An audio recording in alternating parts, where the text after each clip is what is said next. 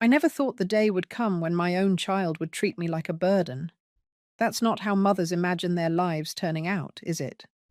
We picture ourselves being loved, respected, maybe even cherished in our old age. But life has a way of handing you truths you don't want to face.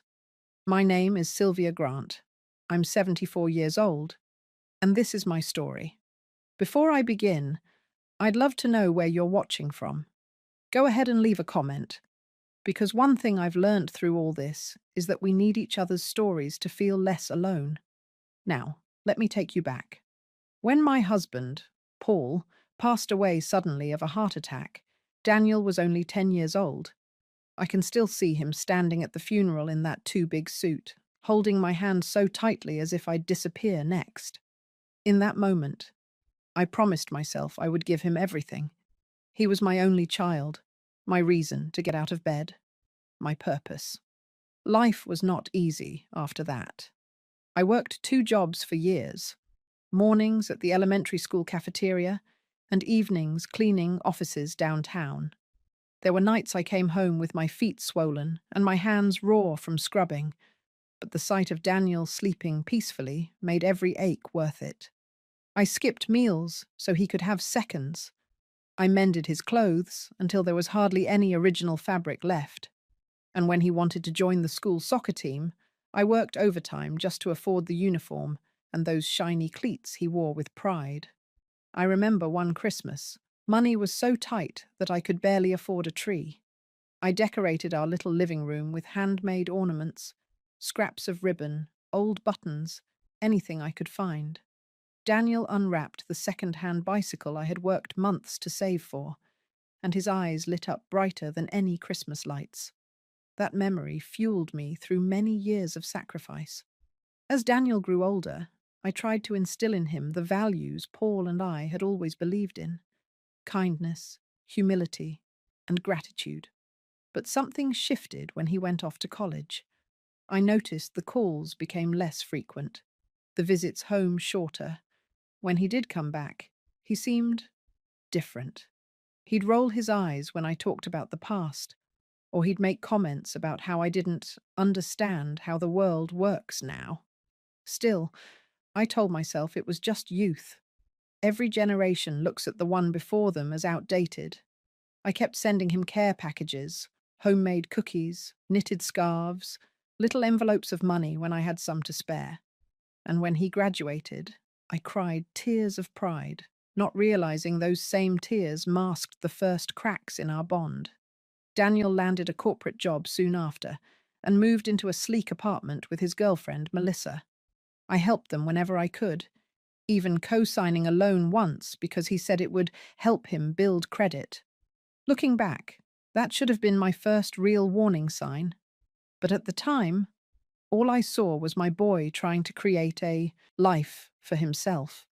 The distance between us grew wider, and so did his expectations. He'd ask me for money for emergencies, yet I'd see photos on social media of him and Melissa at trendy restaurants, taking weekend trips, smiling with cocktails in their hands.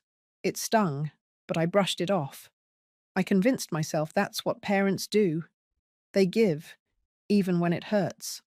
What I didn't see then, what I refused to see, was how his gratitude had faded into entitlement.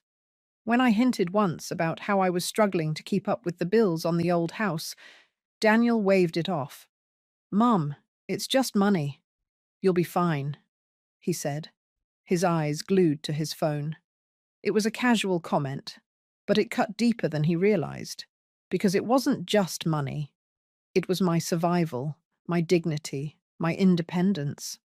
Melissa wasn't much better. She always wore a smile, but it felt practiced, like a mask.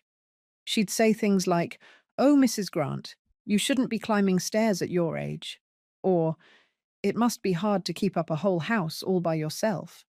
Harmless on the surface, but laced with suggestion. The suggestion that maybe I didn't belong in my own home anymore. Still, I clung to hope. Hope that my son would remember the woman who sat up with him all night when he had the flu, who sold her wedding ring to pay for his textbooks, who worked herself to the bone so he could stand tall in the world. I told myself that deep down, Daniel loved me as fiercely as I loved him. But as I would come to learn, love can wither when greed takes root, and the day would come when that greed would reveal itself in the cruelest way possible. It started with small things, the kind of moments you almost talk yourself out of noticing. Daniel would make offhand remarks about how expensive it was to maintain the house. He'd frown at the old paint on the porch, or shake his head when he saw me bent over in the garden. One afternoon, while I was serving him his favorite apple pie, he leaned back in his chair and said, "Mum, this house is too big for you. Don't you think it's time to let it go?" I laughed nervously, brushing it off. "This house is where you grew up, Daniel. Every corner has a memory. I'm not ready to let go of that yet." Melissa, ever the picture of politeness, added in with a syrupy smile, "We're just worried about you, Sylvia. It must be so hard taking care of this place at your age." The way she said your age made me feel like an old appliance on the verge of breaking down. At first I convinced myself their concern was genuine. They were busy with their lives after all, and maybe they just wanted to ease my burden. But then Daniel started talking about options. He mentioned assisted living facilities, how modern and comfortable they were, how I'd have people to talk to and not have to worry about bills. I stared at him, fork frozen halfway to my mouth. "Are you suggesting I move out of my own home?" He shrugged, not even meeting my eyes. "It's just something to think about.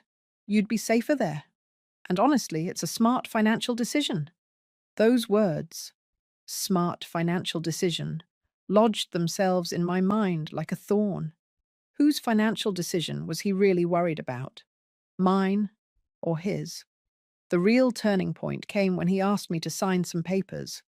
"It's just for convenience, Mom," he explained smoothly, sliding the documents across the table. "Tax purposes. It'll protect the house, and it makes everything easier if anything happens to you." I hesitated.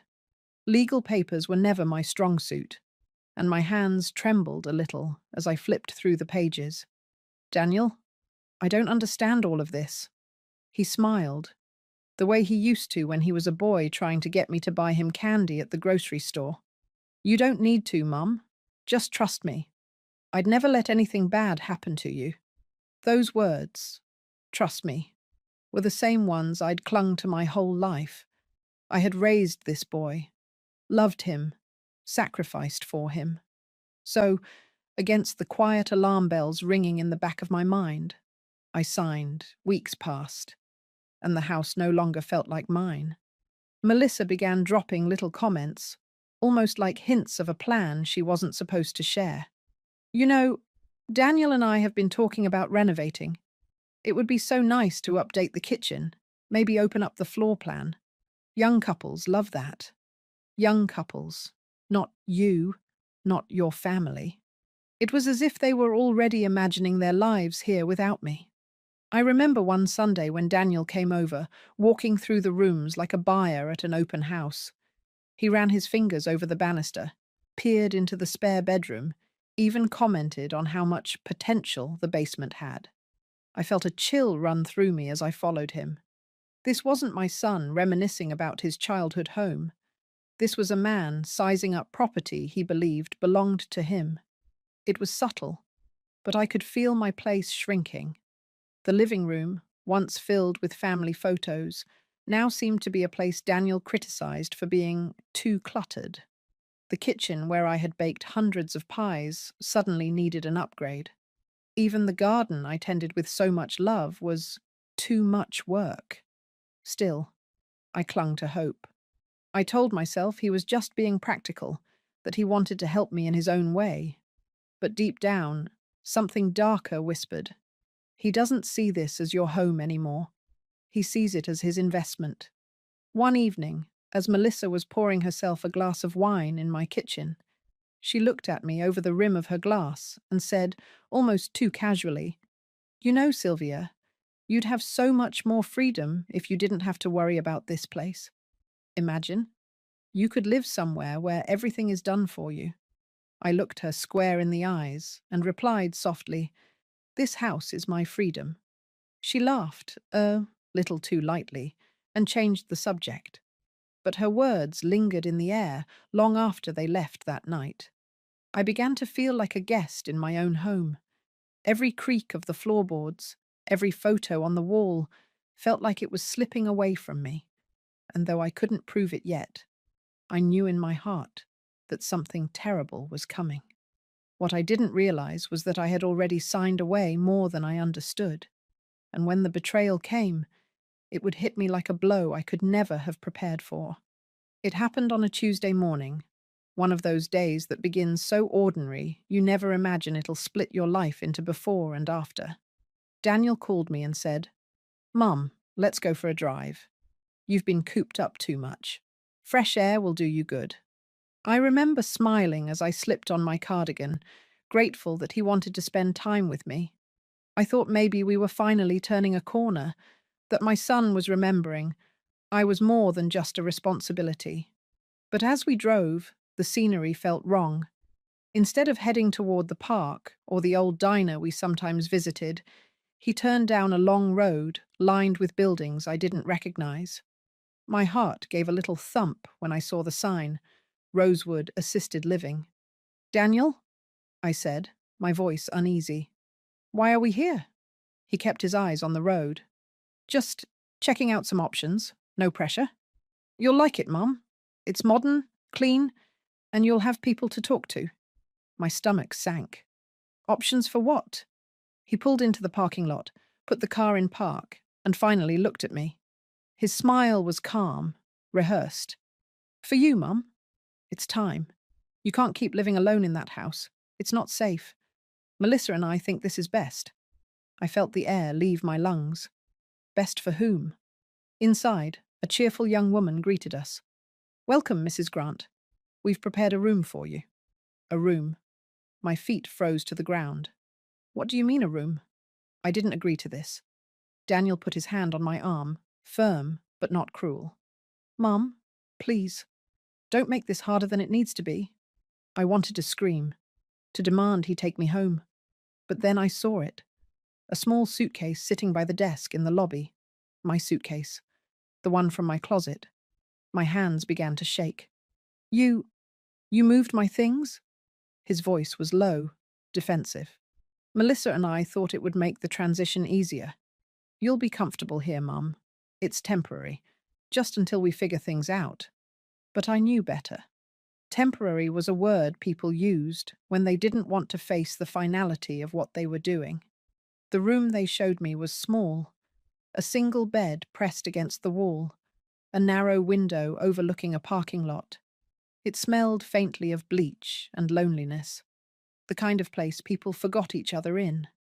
That first night, I sat on the bed, staring at the walls, numb. The silence pressed on me, thicker than I'd ever known. My home, my garden, my kitchen, my chair by the window was gone.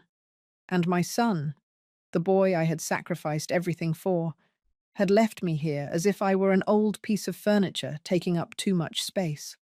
A few days later, I learned the real reason.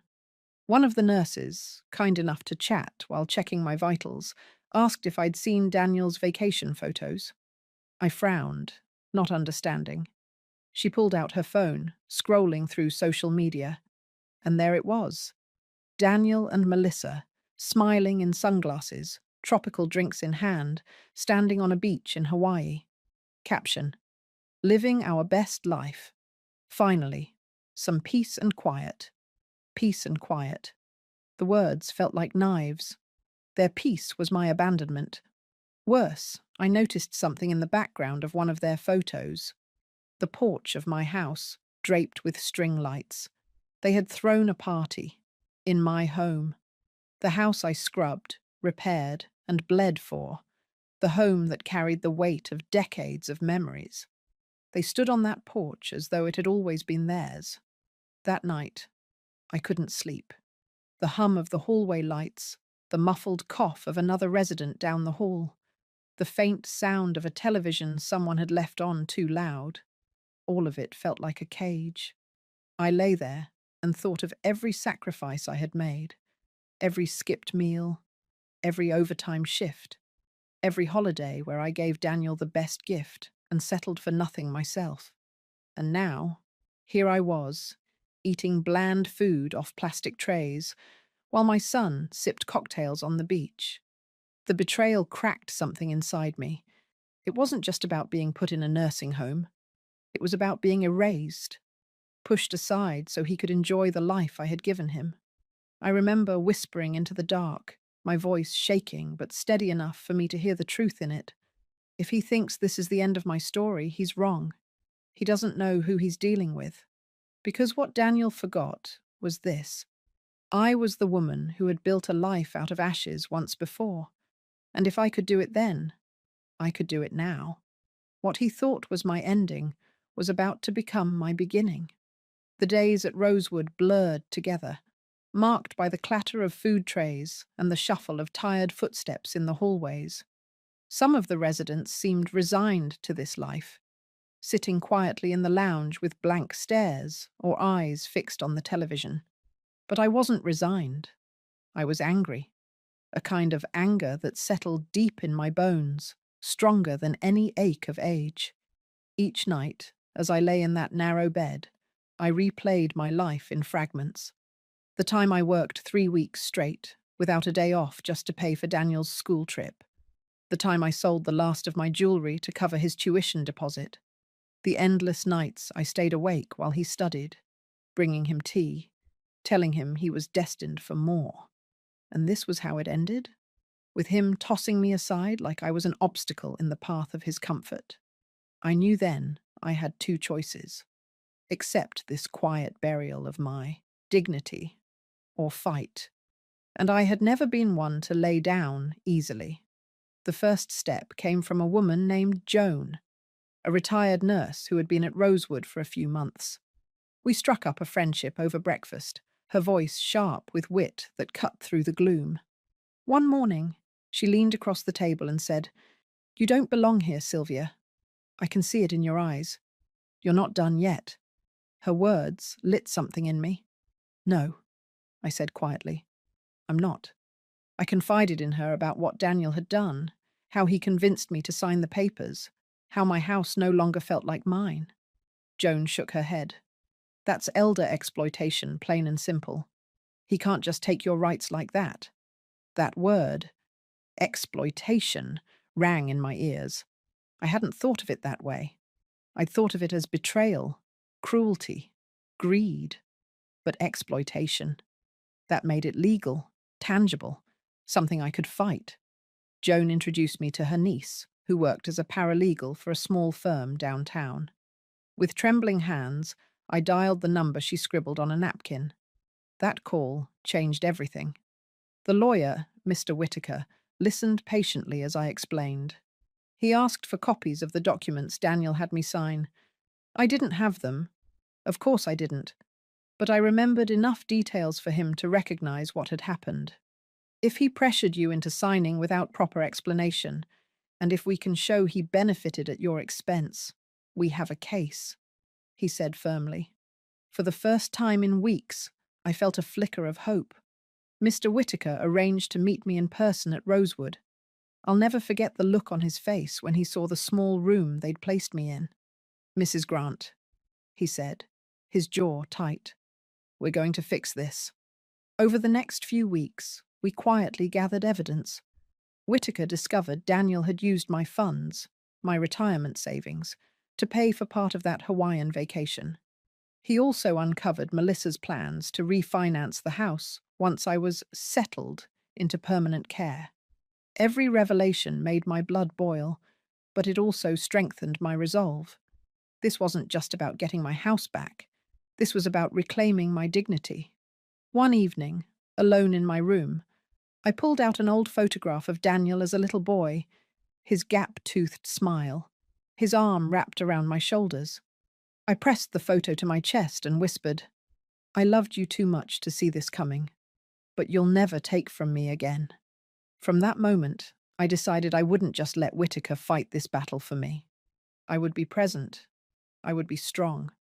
We filed motions quietly while Daniel was still on vacation, blissfully unaware of what was brewing back home. Whitaker advised me to stay calm, to act as though nothing had changed. Let him think he's won, he said. When he comes back, we'll have the papers ready. So I waited. I played the part of the quiet resident, reading in the lounge, smiling politely at the nurses. But inside, I was building armor. I began keeping a journal, writing down every memory, every sacrifice, every detail of what Daniel had done. It was part therapy, part testimony, a reminder to myself that my life was worth more than the way he had treated me. By the time Whitaker returned with the first court order, temporary reversal of property control, I felt steadier than I had in months. He placed the papers in my hands, his eyes steady. "You're going home, Mrs. Grant." The words made my knees weak. Home. My home. That night, as the staff wheeled my suitcase to the front desk, I glanced once more at the sterile hallways of Rosewood. I wasn't leaving as the broken woman Daniel left here. I was leaving as a mother who had learned to fight again. And I swore to myself, when Daniel returned from his paradise, he would find a storm waiting at his doorstep. The morning I stepped back into my house, the air smelled different. It wasn't the faint bleach of Rosewood or the cold emptiness of that small room. It was home, a mix of lavender from the garden and the old wooden floors that had held decades of footsteps. I stood in the doorway for a long time, breathing it in. For a moment, I almost forgot that my son had tried to take this away from me. Almost. Whitaker had arranged everything perfectly. The court had recognized elder exploitation in Daniel's actions. The transfer of the deed was frozen pending review, and I was restored as the primary resident of my own home. Legally, Daniel could not contest it until the hearing, and Whitaker was confident the evidence would bury him. Still, I knew I had to move carefully. If Daniel thought I was panicking, he'd strike harder. So I stayed quiet. I didn't call him. I didn't text him. I let him enjoy his Hawaiian sunsets, his cocktails, his illusion that I was tucked away like an old coat in a storage closet. Meanwhile, Whitaker and I built our case. Every paper trail led to another betrayal.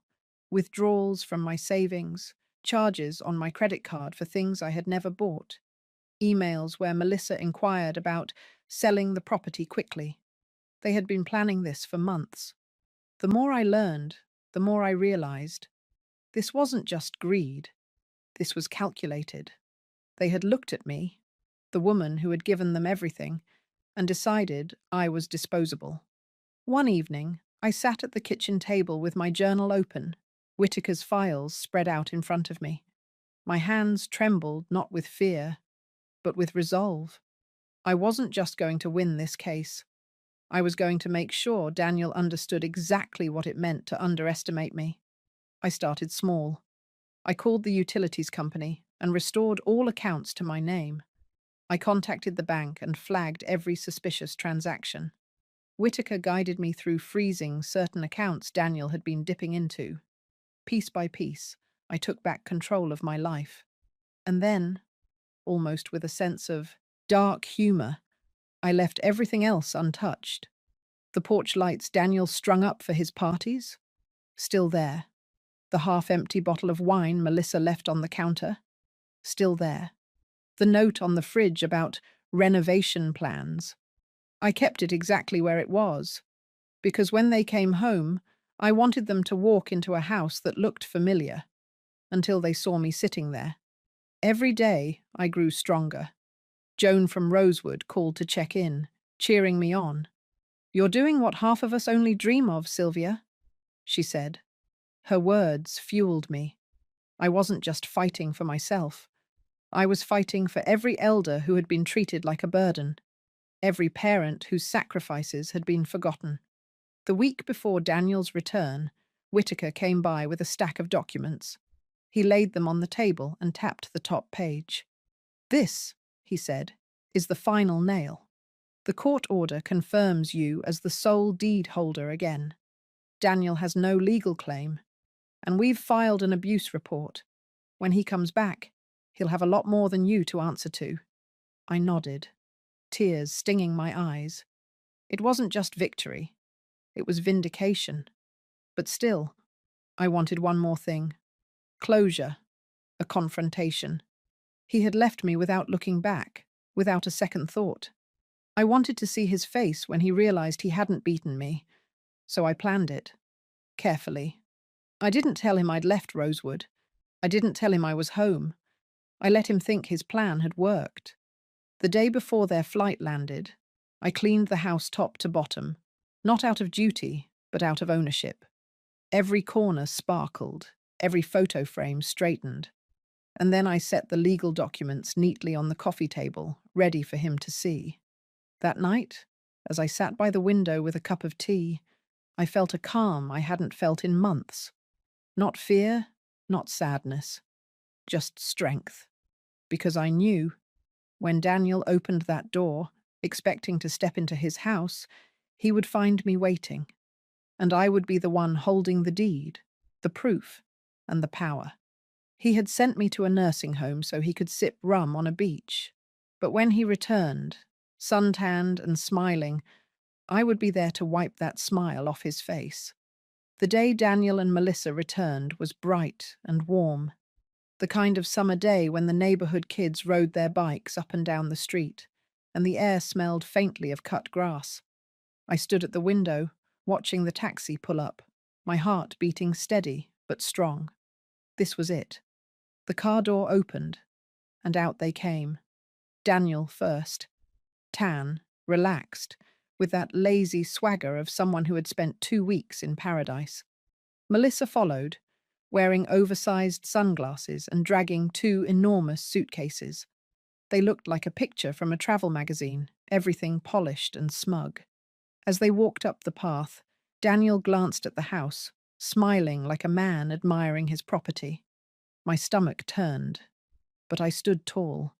The door swung open, and there I was, sitting calmly, in the armchair by the window, a cup of tea in my hand, papers stacked neatly on the coffee table in front of me. For a moment, he froze. His smile faltered. "Mum?" he stammered. "What are you... how?" Melissa stepped inside behind him, her brow furrowing. "Wait. What's going on?" I thought. I set my cup down with deliberate calm. "You thought wrong." Silence.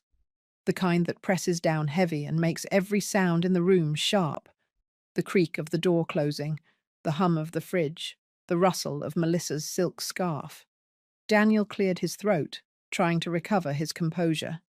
"Mum, I thought you were at Rosewood. What are you doing here?" I leaned forward slightly, letting him see the strength in my eyes. "I live here, Daniel. This is my home. It always has been." Melissa's mouth tightened. "That's not possible. The deed—" I cut her off, my voice firm. "The deed is mine again. Every shady trick, every lie, every paper you had me sign. Undone. Elder exploitation doesn't sit well with the courts, as it turns out." I watched the color drain from Daniel's face. He looked from me to the stack of papers, then back again. His voice cracked. You got a lawyer?" "Yes," I said evenly. "While you were sipping cocktails on a beach I'll never see, I was sitting in a room the size of a closet, eating cold food off plastic trays. And do you know what I realized, Daniel? I realized I wasn't done fighting. Not for my dignity, not for my home, and certainly not against you." Melissa tried to laugh, a thin sound that didn't reach her eyes. "This is ridiculous. We were only trying to help." "Help?" My voice sharpened. "Was it help when you moved my things without asking? When you signed me into a nursing home like I was luggage you didn't want to carry? Was it help when you used my savings for your vacation?" Daniel shifted uncomfortably, his face pale beneath the tan. "Mum, listen, we didn't mean—" "Stop," I said, raising my hand.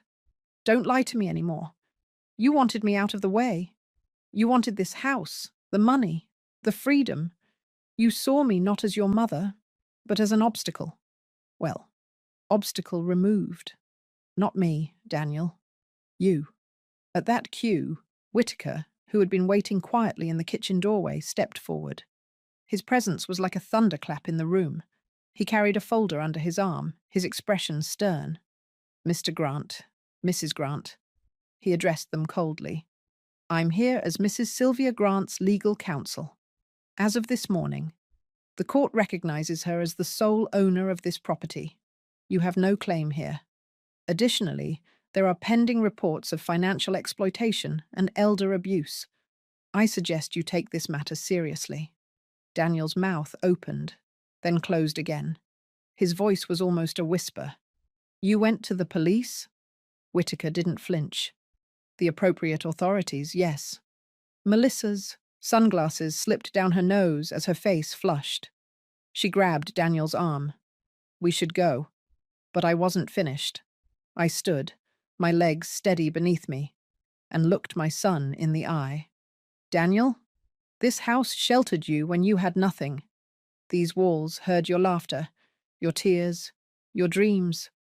I gave you every piece of myself so you could build a life. And this is how you repaid me. He looked away, shame flickering across his face. I stepped closer, my voice quiet but firm. This house protects me now. From you. And you will never again have the power to take from me what I've earned. Melissa muttered something under her breath, pulling him toward the door. For a moment, Daniel lingered, his shoulders hunched, his face unreadable. Then, without a word, he followed her out. As the door closed, I exhaled deeply. The silence was different this time. Not heavy, not suffocating. It was peace. Whitaker gave me a small nod. You did well, Mrs. Grant. I looked around my living room, my photographs, my furniture, my life, and I felt something I hadn't felt in a long time. Power. For the first time in years, I wasn't just surviving. I was standing. When the door shut behind Daniel and Melissa, I felt the weight of decades lift off my chest. For the first time in weeks, I sat in my own living room without fear, without doubt, just peace. The papers Whitaker left behind sat neatly on the coffee table, legal proof of what I already knew in my heart. I had taken back my home, and with it, my dignity. That night, I walked through every room, touching the walls, straightening the photos, whispering to the house itself, we're safe again. In the garden, I ran my fingers across the lavender bushes I had planted years ago, their scent reminding me that life, no matter how bruised, could bloom again. I thought of Daniel, of the boy he once was, the boy who used to run barefoot through the yard, the boy who cried into my chest when his father died. That boy was gone. In his place was a man who had forgotten the meaning of sacrifice, who saw only money where there should have been love. And yet, I wasn't bitter. I was resolute. Because if this experience taught me anything, it's that age does not mean weakness. We are not burdens. We are not obstacles. We are people with history, with rights, with voices that deserve to be heard. I looked into the camera in my living room, the same way I look at you now, and I said softly, don't ever let anyone make you feel small, not even your own children. If you've lived through loss, hardship, and sacrifice, then you've already proven your strength. Don't forget it. Daniel left me in a nursing home so he could live his dream in Hawaii, but when he came back, I was the one holding the power. I took back the deed. I took back my life. And I took back me. And I will never give that up again.